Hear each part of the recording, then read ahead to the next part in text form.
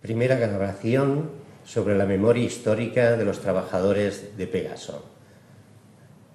Hace ya un par de años que con Antonio estuvimos hablando y pensamos que sería una cosa interesante poner en marcha este proyecto, que era grabar, recoger la memoria oral de unos cuantos compañeros. Estamos en la primera prueba y no tenemos experiencia en escribir ni en construir material videográfico. Pensamos que es bueno que no desaparezca en esta memoria oral.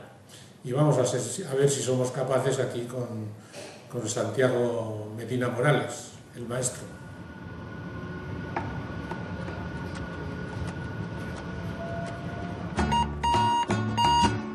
Antonio y Santiago, que deberíamos hacer la entrevista. Estamos. ¿Qué pasa? Muy bien, Antonio.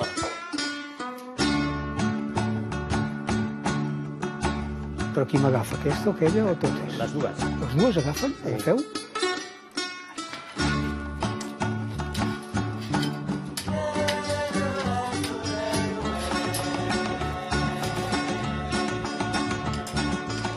Nosaltres som de la vella escola. Sí.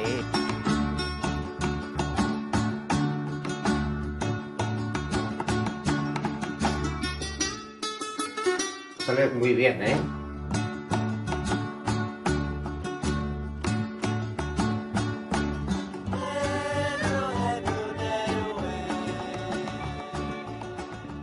Adonio, tú entras en fábrica Pegaso en el año 56 a la Escuela de Aprendices, más o menos por entonces se produce una huelga. Cuéntanos un poco esa época, cómo entras en contacto, cómo se vive toda aquella... Bueno, yo llevaba ya una cierta trayectoria ideológica y cuando voy a Pegaso, que ingreso en el año 54, en septiembre-octubre del año 54, paso a l'Escola d'Aprendices. Per mi entrar a Pegaso va ser una cosa important.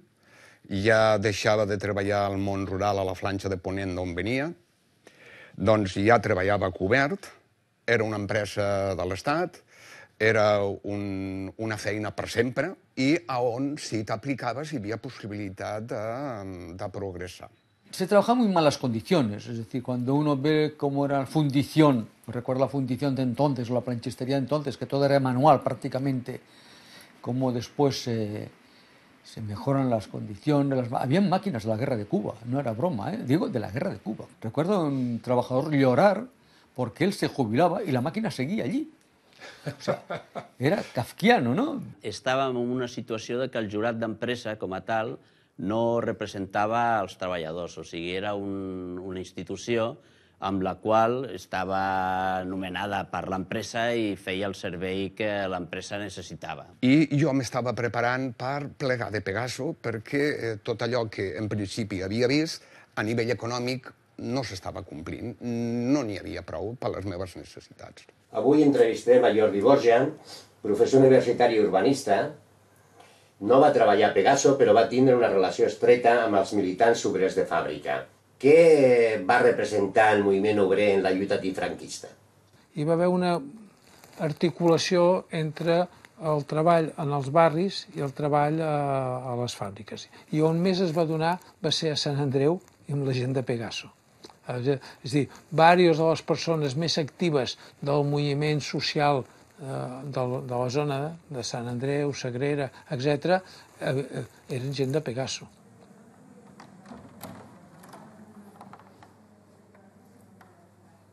Dona la llum. A ver, on està? Aquí a la dreta, ben sobre.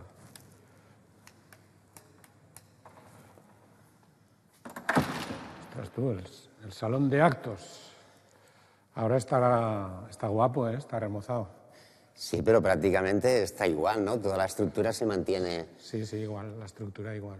idéntica a la que estaba. Lo que pasa es que, claro, ahora está pintada, arreglada. ¿Eh? Sí, sí. Aquí habíamos hecho un montón de asambleas. Sí, y yo recuerdo más muchos cursos y círculos en las salas de arriba del primer piso. Claro, porque eran las reuniones más pequeñas, cuando se hacían reuniones pequeñas, pero cuando se hacían las asambleas generales, pasábamos aula por aula. Compañeros, que hoy hay asamblea, venga. Todo el mundo bajaba por aquí, salían de los talleres, ¿no? Y veníamos aquí a informar pues, del proceso de Burgos, venían a informar, ¿no? de las luchas de los obreros de Maquinista, de Pegaso. Sí, sí. Bueno, aquí es donde hicimos los primeros cursillos de formación, con Soletura, con Jordi Borgia, con Alfonso Carlos Comín, y donde nosotros nos acabaron de convencer para que nos integráramos en Banderas Rojas, ¿no? Sí, bueno. Pero aquí nos daban cursos de formación de economía, de historia, de sociología, en fin, ¿no? Aquí es donde Al final empezamos. aquí aprendimos de todo. Jordi, per nosaltres va ser molt important els cursets de formació, cercles de formació que es feien a l'Escola Tècnica Professional del Clot, no? Recordo allò com una cosa molt, molt, molt interessant per a la formació dels obrers que veníem d'una cultura molt limitada. En aquella escola sindical es va anar molt més enllà de la lluita antifranquista. Que es pogués fer allò en una escola de formació professional, controlada pels jesuïtes, que es pogués fer allò que reunir 25 o 30 o 40 militants obrers, i que això es pogués fer allà, era un signe dels temps.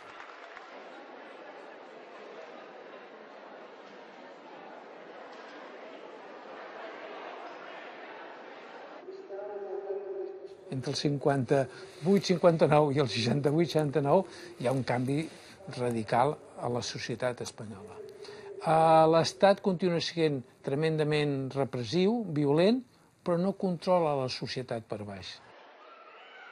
Vam fer una reunió i allà va sortir la ferma decisió de que si hi havia uns companys que havien lluitat la dècada dels 50, la majoria militants del PSUC, havien sigut despedits, empresonats, havien sigut exiliats i tal. Nosaltres ens havia tocat una mica agafar el testimoni de dir la lluita continua. Mira las fotos que he encontrado hoy por allí por casa. Tú aquí estabas con más pelo, ¿eh? Estabas con más pelo. Y con el mono de trabajo, que era cuando trabajaba en el taller de la Sagrera, en un taller en la Sagrera. Y yo aquí con mis tejanos acampanados. Qué ridículo los pantalones de campana, tío. Ah, hombre, sí, pero entonces se llevaban acá, eran el último grito, tío. Bueno, van apareciendo fotos interesantes, ¿no? Y esta otra que tienes aquí, la manifestación que hacemos de la salida de Zona Franca, es que las consignas y las reivindicaciones tienen una actualidad terrible ahora, ¿sabes? Parece que si estuviéramos en el momento. Por un convenio digno, amnistía laboral total, jubilación a los 60 años, jornada laboral de 40 horas, ¿no? Trabajadores de toda clase. Le ha costado edificar lo social, el movimiento vecinal, el movimiento sindical y el movimiento obrero. Ciertamente, hay esa jornada por parte de quienes confunden la legítima protesta ciudadana con un desahogo agresivo, tan inútil como pernicioso.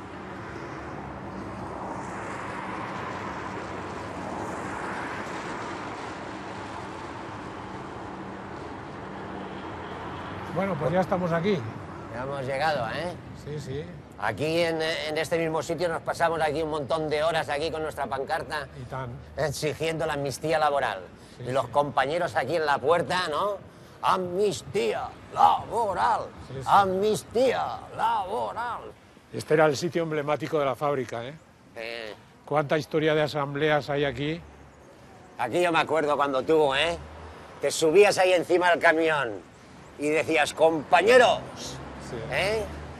vamos a la lucha si queremos conseguir nuestras reivindicaciones. Aquí 2000 personas escuchándote y todo el mundo diciendo, calla, que ahora va a hablar el Barbas, que ahora va a hablar el Barbas. En las primeras nos temblaban las piernas, Pasabas momentos de... Sí. Mira, y aquí han hecho... Pero mira, muy bien, a la memòria de tots aquells treballadors de Pegaso que van ser capdavanters en la lluita per les llibertats i el benestar dels obrers. Sí. En pocs mesos, gent que havia vingut gairebé sense nocions de l'activitat política, se li creava un cert escenari, una certa capacitat d'explicació. Es va fer en aquella època una enquesta, en la qual ja vaig participar activament, sobre quines eren les necessitats que teníem nosaltres, no? En funció del sou que teníem. L'enquesta, per exemple, deia si a l'any et has de comprar un parell de sabates o una camisa o un no sé què, tot això et donava una quantitat que era el que necessitaves de salari i sortia que, evidentment, el salari que ens donaven no arribava per tindre aquestes qüestions. Si les nostres necessitats no les canalitzava ningú, tindríem de crear una organització que les canalitzés als nostres interessos. Vaig aparcar una mica la idea aquella de plegar de Pegaso i d'una manera quasi automàtica vaig anar simpatitzant amb aquests companys i m'hi vaig anar involucrant mica en mica. Era molta gent d'aquest món que ens vam implicar, diguem-ne, amb el món obrer, ja no per la via de néixer en una família obrera, sinó per la via, diguem-ne, de la reflexió, per la via de comprendre que el moviment obrer era, diguem-ne, el motor, diguem-ne, per canviar la situació social.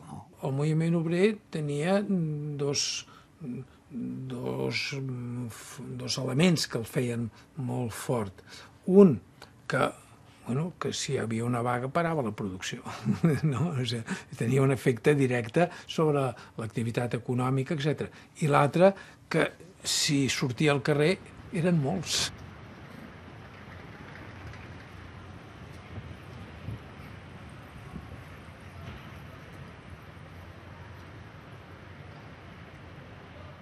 Estas escaleras tienen mucha historia de manifestaciones. Al principio era peligroso porque la primera vez que convocó comisiones obreras recogió miles de firmas para entregar una plataforma reivindicativa y fíjate si era peligroso que aquella noche detuvieron a toda la coordinadora de comisiones, una 30 de miembros.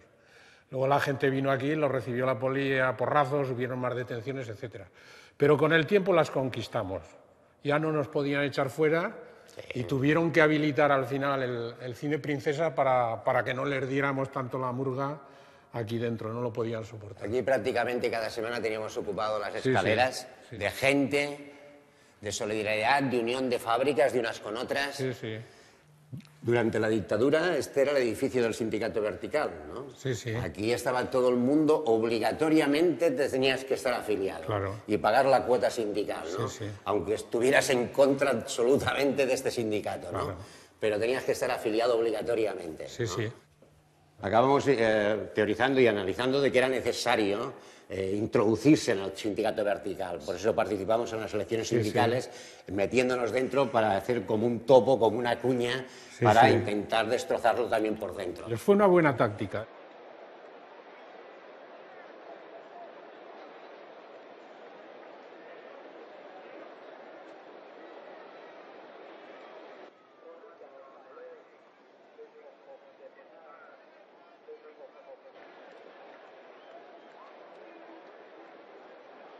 Hi havia un caliu demanant llibertat sindical, demanant democràcia, demanant millores socials, demanant augments de salaris, etc. I es va decidir fer un paro d'un quart d'hora. Y en las huelgas en aquellos tiempos era una pirámide, por decirlo de alguna manera. Empezaba maquinista, de maquinista llegaba a la voz, seguía Pegaso, de Pegaso seguía a continuación Macosa o Hispano Olivetti, o al revés, pero era curioso porque iban enlazando unes con otras. Maquinista estava en una vaga i ens va demanar a nosaltres a Pegaso si podíem anar a la porta a tirar unes octavetes conforme la vaga s'havia de desenvolupar. Pues aquí, prácticamente en este mismo lugar, ¿no? A las 5:30 de la mañana, llegamos el Javier y yo, ¿no? Sacamos nuestro paquete de octavillas que habíamos preparado, y por aquí venían los trabajadores de maquinista que paraban allí en la parada del autobús y venían por aquí en una riada, y aquí cuando llegaban, pues nosotros, venga, compañero, venga, continúa la lucha, que estamos aquí para solidaridad, tal, y los compañeros de maquinista decían, dame un paquetito a mí, que ya lo llevo a fabricar, tú tranquilo, y venga, marcharos rápido, que... Y estábamos aquí repartiendo, ¿no? Era un acto solidario, y inmediatamente, ¡buah!, un Z de aquellos grises que iban 4 secretas, paran aquí mismo, casi nos tocaron con el morro. El Javier coge, tira corriendo para abajo para Bon Pastor, yo tiro para el otro lado, que era la consigna, había que tirar uno por un lado y otro por el otro. Claro. Yo tiro para la Plaza Orfila, cruzo el puente y detrás oigo alto disparo, pum, pum, pum. I aquells 1.500 em van empaitar darrere meu fins que em van trincar. Aleshores, doncs, bueno, doncs, cap a comissaria. Llegaste a fábrica destrozado, Sí, pero sí, escañado. Es que la carrera Te que sentaste allí al lado de la máquina y empezaste a vomitar, y encima la preocupación, el Xavi lo han cogido, lo han debido coger. Sí. El cas és que venia un que feia de bo, i en aquella època ja fumava, i vinga, una cigarreta. Encenia la cigarreta, al cap d'un moment m'entrava un altre, pum, em fotia una garrotada, anava la cigarreta a fer punyetes, i deia, ti, o cantas o te doy más, caña, pum. I jo allà aguantant el tipus de la mesura que vaig poder. Y allí ya pusimos en marcha las normas después de la detención, después fuimos a casa de Xavi para limpiarla, para quitar agendas y hojas y libros. I aquesta va ser la primera ensopegada que ja doncs, vaig quedar fitxat com a un home doncs, contrari doncs, a les institucions, al règim.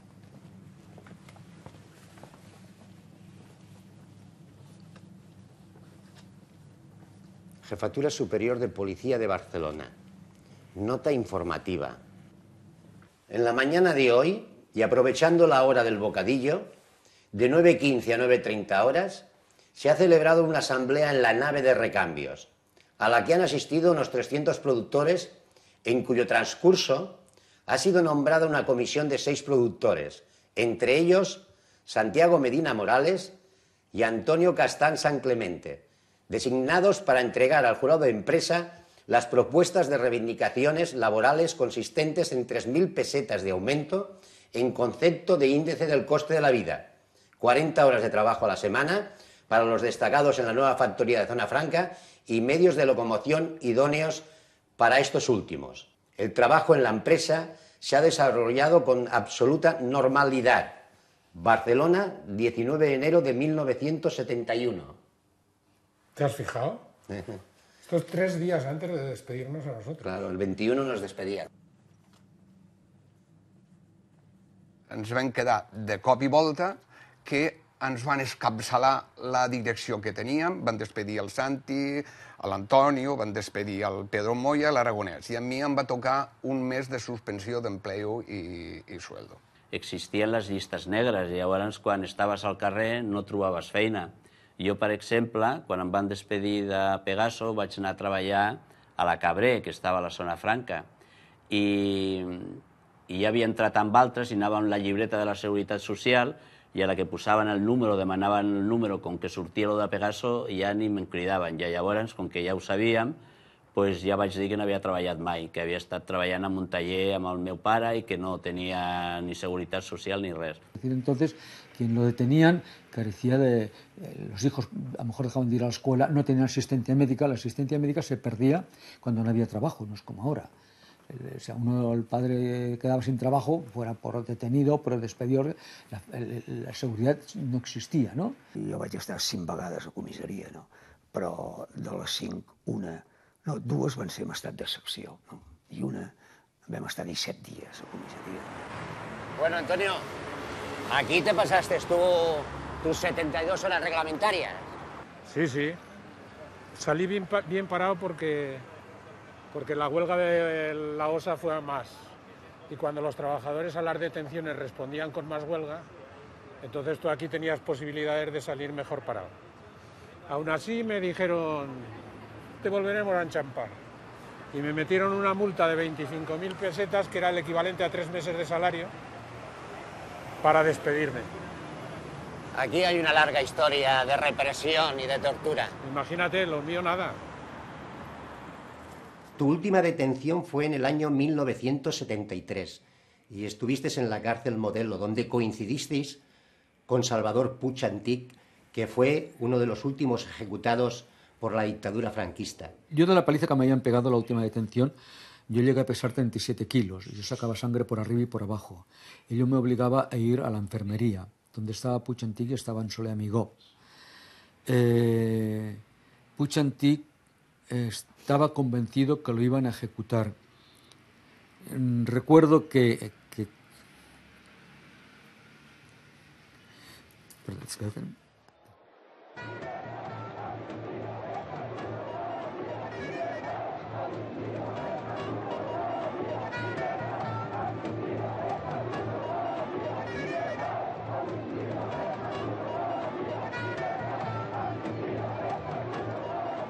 Cuando en 1976 se solicita la amnistía laboral, entonces lo primero que se hace es una revista donde se va recogiendo pues todos los que han sido represaliados desde los primeros años, desde el año 56, 58, desde el año 62, después salen aquí los compañeros del año 71, posteriormente ya los compañeros del año 74 y del año 75, ¿vale?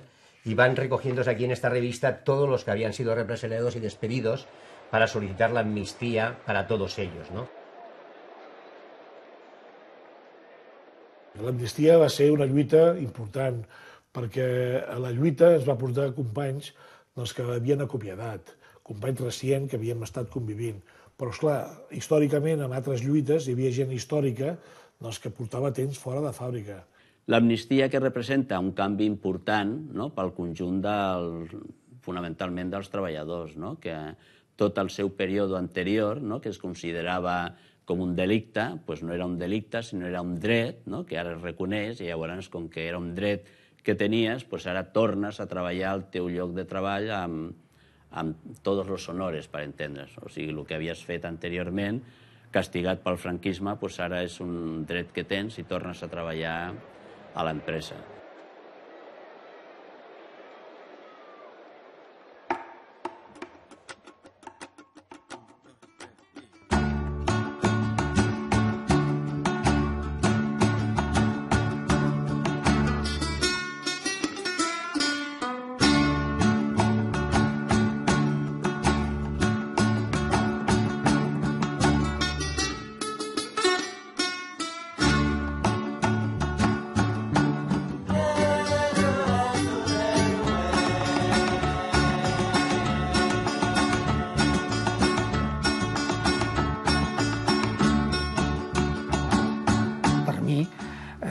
Va ser una sort poder entrar a la Pegaso, perquè va ser una escola d'aprenentatge per mi importantíssima.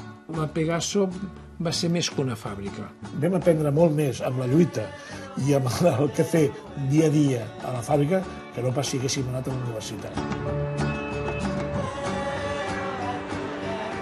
Hola, Judit. Bona tarda. Bona tarda, benvinguts. Què tal? Com estàs? Mira, aquest és l'Antonio, jo soc el Santiago, som els treballadors de Pegaso. Venim a portar-te tota la documentació que van quedar, de tot el treball que hem estat realitzant. Molt bé. Hem fet 60 entrevistes. Què millor lloc que el pavelló de la República per portar aquestes coses, no? I ara, si més no, encara és més important, perquè hi ha un moviment universal de gent jove que ha descobert la crisi del sistema, l'explotació, que això va pitjor, i potser encara tindrà més motius per fer una mirada enrere i veure d'on venim i cap a on anem. I creiem que és imprescindible.